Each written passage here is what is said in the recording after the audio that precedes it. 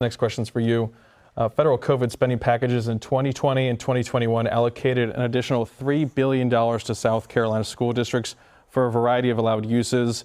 As of September, only about 15% of that influx has been spent.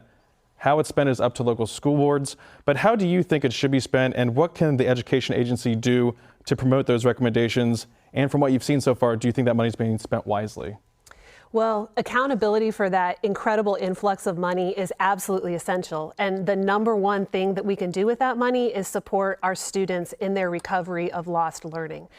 We know that this requires in-school high-dose tutoring, which has been proven to work in other states. We need an army of tutors and mentors here, as I mentioned, here in our classrooms in South Carolina, to give that small group and one-on-one instruction that supports our teachers in their instruction and is going to help our students recover the learning that they have lost.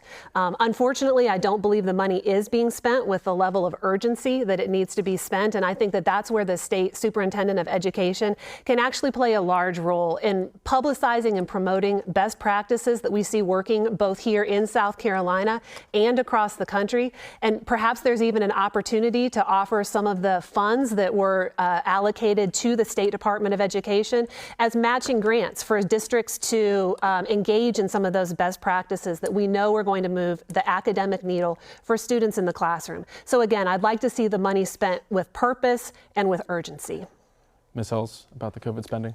I think that one of the issues that came with the money was a lack of complete understanding for districts on what they could spend it on. And that took time. Districts had to get approval from the Department of Ed. That took time. And so I think that, in terms of how it's spended, there's a lot of hoops to have to jump through to get all of that approved.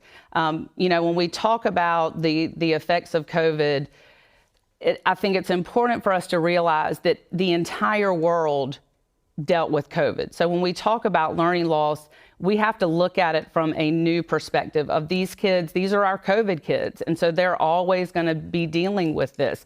But that happened across the nation, across the world.